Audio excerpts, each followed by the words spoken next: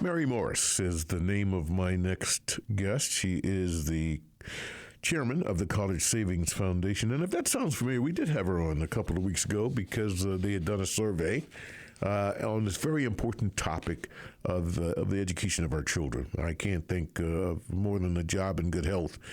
We all spend great deals of money and or time deciding, how we educate our children, along with them sometimes, but we do guide them. And that was the purpose of the study that I think they did, which was pretty comprehensive, and we talked about that a couple of weeks ago, but they broke it down in a different way, and or at least the responses that Mary is prepared to give us is a little bit different, and we welcome her back to Home and Family Finance. Nice to have you here, Mary. It's great to be with you again. I looked at this information that I received from your folks, and I said, hey, we've got to say it that way because I think it kind of gets to the issue that people are now confronting or confronted with. I know in April, May, June right now, but they're about to send their kids off to school, or they're dealing with the fact that they can't afford it right now, but we're going to set it up for next year. And we're saying to junior or to miss, what school do you want to go to? And tons of things. One of the points that caught my attention here was the choosing college by career path. Tell me what your survey found out there. Yeah, we think that's really positive trend that we're seeing that 2/3 of the students that we surveyed said that their future career plans will drive their choice of college. And I think that's really smart. So we're really pleased to hear that. That means that you're thinking about how much am I likely to make in my future career, which then should drive how much debt are you willing to take on to get there. Do I need to go to the more expensive, maybe out-of-state school with travel costs and all of that, or can I look closer to home?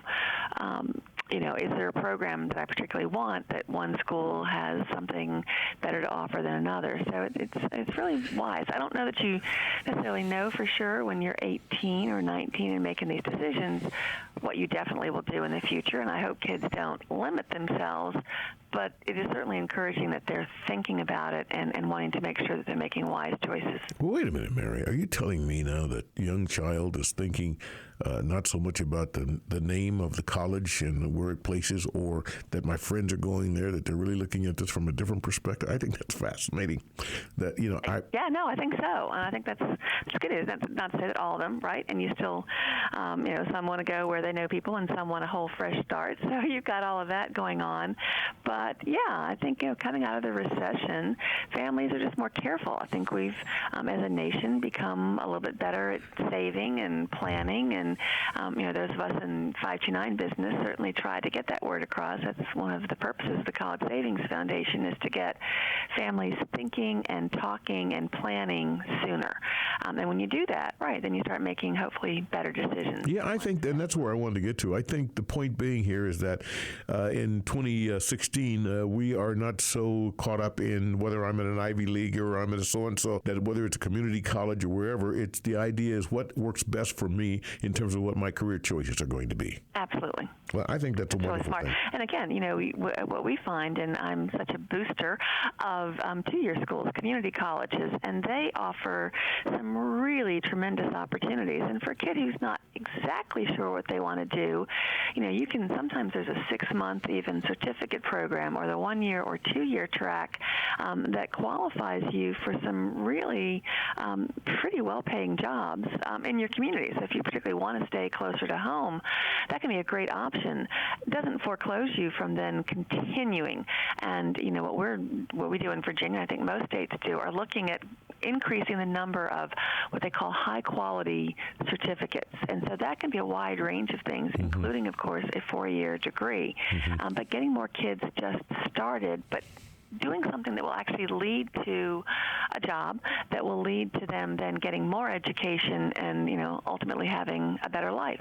Well, it's so important that the drive begins on the proper road, and if you start out right, you end up where you want to be a lot faster, and you also end up there a lot cheaper. And I know that's of concern. I mean, that's what the whole purpose of the college of the savings fund is about, is to help prepare. And that's a wonderful program. Give me a little bit about the program here so that people understand what the College Savings Fund is. Sure. So what we do, College Savings Foundation works with college savings programs. 529 plans is what they're typically called.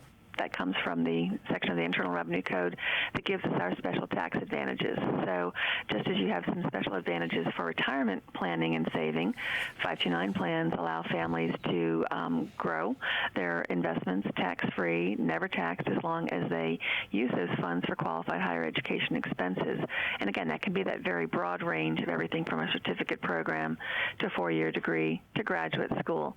So, right, we help plans. We do a lot of education. We do a lot of informing. We do, matching grant programs for low-income students. So we're trying to raise the boat for everybody, but really it's just helping families with that planning and giving them more choices. If you've saved and you have some assets set aside, then you're not driven entirely by which one is the least expensive or maybe which one gives me the most financial aid. That's obviously something you want to think about, but it just gives you more options if you have saved in a 529 plan and have some resources available for the future. And the point is that you are available to people. Tell us where they can reach out to you if, in fact, somebody says, hey, I like what you're saying. I want to hear more about it. How do they find out? How do they reach you? So the College Savings Foundation is collegesavingsfoundation.org. There's also a great website, collegesavings.org. It's our sister organization, the College Savings Plans Network, that has some really great comparison tools for 529 programs.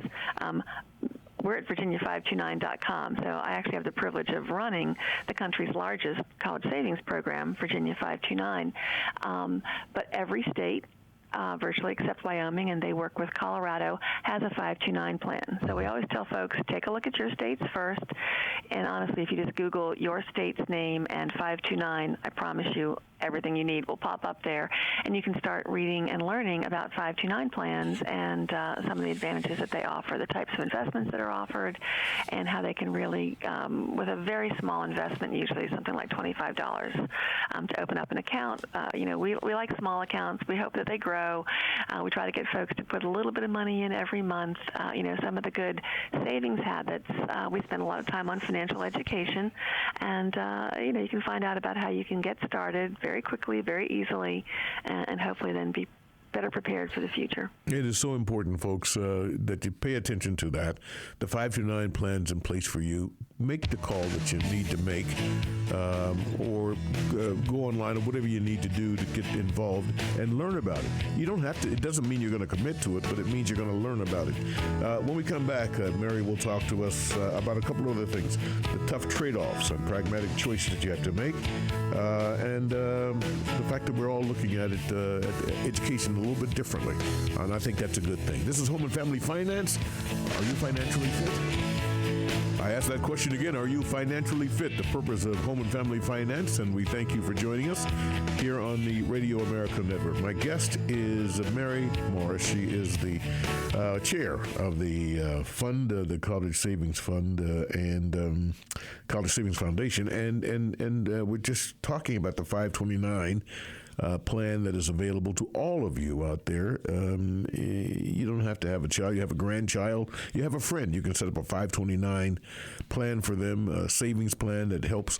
God knows that the costs are king in college choices. Costs are factors for 78% on decisions on which colleges to attend. 62% said costs are a factor on whether to attend college at all. That's important information, isn't it, Mary? It absolutely is. It tells us that the kids are focused in, and that's a good thing, on what college is going to cost. I've been reading a lot lately, is college still worth it? And I think the answer is absolutely yes. I think that question gets wrapped into the whole problem of students sometimes taking on too much debt that they can't have trouble paying off, and that's where the question marks come.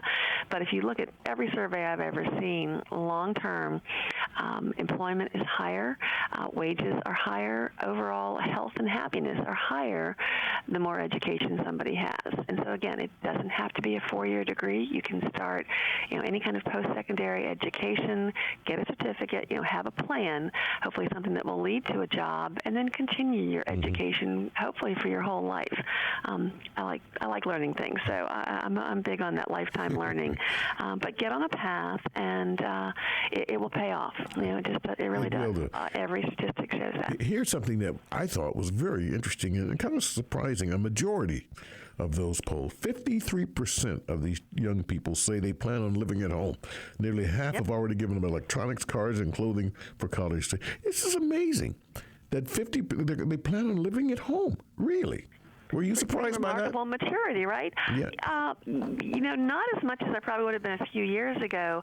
Again, I think what a lot of people don't realize, this is a number that I learned when I came into college savings here in Virginia.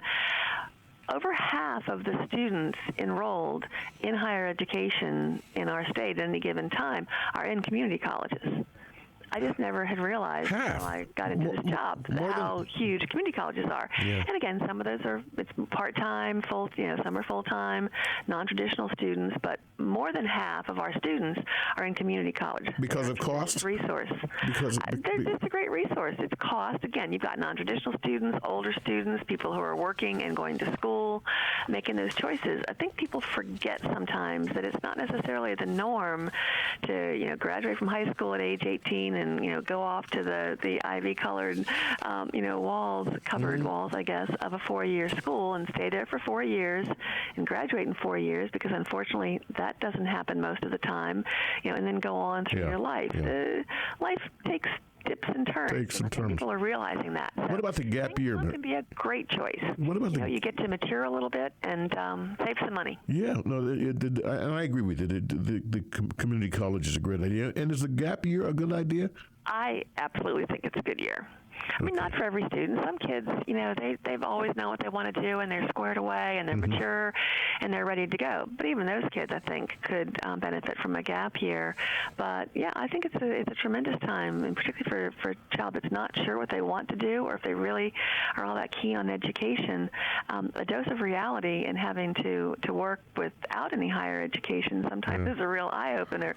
And they come back and say, "Oh my gosh, I need to do something so that I'm not stuck in a job that I don't want to do." To give you choices, and some can travel. So for families that can do that, I think it's a great time to just broaden your horizons. Think about who you want to be as you move into adulthood. If you can afford it, then maybe again you can travel and have a little bit more leisurely gap year. You can volunteer. There are all kinds of programs like that, or you can get a job and you can save a little bit of money and think about what you really want to do and what kind of education you want, what kind of life you want.